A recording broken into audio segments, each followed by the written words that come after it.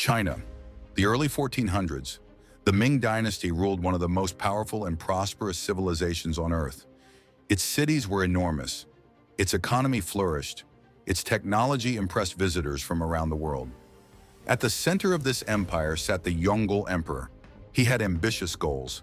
He wanted to expand China's influence, strengthen diplomatic ties, and demonstrate the greatness of the Ming Dynasty. To achieve that vision, he turned to an extraordinary man. His name was Zheng He. Born in southwestern China, Zheng He experienced hardship early in life. Yet through intelligence, leadership, and determination, he rose through the ranks of the imperial court. Eventually, he earned the trust of the emperor himself. Then came a mission unlike anything the world had ever seen. The emperor ordered the construction of a gigantic fleet, not a few ships, not dozens, hundreds. The fleet included supply ships, warships, transport vessels, and enormous treasure ships. Historical estimates vary, and scholars continue debating their exact size. But there is no doubt that Zheng He's fleet was among the largest maritime expeditions ever assembled. In 1405, the fleet set sail. Thousands of sailors, soldiers, navigators, interpreters, doctors, and officials joined the voyage. The ships crossed the South China Sea and entered the Indian Ocean. For many people living at the time, the sight would have been unforgettable. Towering ships appeared on the horizon. Their sails filled the sky. Their arrival announced the presence of one of the world's most powerful empires. The fleet traveled throughout Southeast Asia.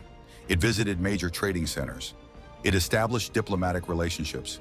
It exchanged gifts. It carried envoys between kingdoms. But Zheng He's voyages continued far beyond nearby regions. The fleet sailed to India. There, merchants traded valuable goods including spices, precious stones, and textiles. The ships crossed Arabian waters. They reached ports connected to vast commercial networks. Then they continued westward. Eventually, Zheng He's fleet arrived along the eastern coast of Africa. For Chinese sailors, the journey brought encounters with unfamiliar cultures, languages, animals, and landscapes. Some accounts describe exotic animals being brought back to China. One famous example involved a giraffe presented to the imperial court. Many people believe the unusual animal resembled a mythical creature from Chinese tradition. The voyages became symbols of prestige and power. Wherever the fleet traveled, it demonstrated the reach of Ming China. Diplomats exchanged gifts, leaders formed alliances, trade expanded, knowledge spread. Over the course of nearly 3 decades, Zheng He led multiple expeditions. Each voyage covered thousands of miles.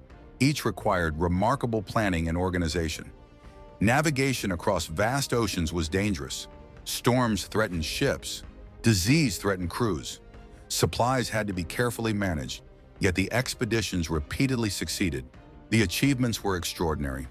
Long before modern engines, radio communication, or satellite navigation, Zheng He commanded massive fleets across some of the world's busiest waterways. His voyages connected distant regions and fostered relationships across continents. But then something unexpected happened. Political priorities changed within China. Some officials questioned the value of expensive overseas expeditions. Others believed resources should focus on domestic concerns. Gradually, support for the voyages declined. After Zheng He's final journeys, the treasure fleet program ended. Shipbuilding slowed. Records were lost or neglected. China turned inward. As centuries passed, many people forgot the scale of Zheng He's accomplishments. Meanwhile, European exploration expanded dramatically. Names like Columbus, Vasco da Gama, and Magellan became famous around the world. Yet decades before those voyages, Zheng He had already crossed vast oceans with fleets of astonishing size. Today, historians recognize Zheng He as one of history's greatest explorers. His journeys connected civilizations, expanded trade, strengthened diplomacy, and demonstrated what was possible through vision, organization, and determination. The story of Zheng He reminds us that exploration has many chapters. History is not shaped by a single nation or a single voyage.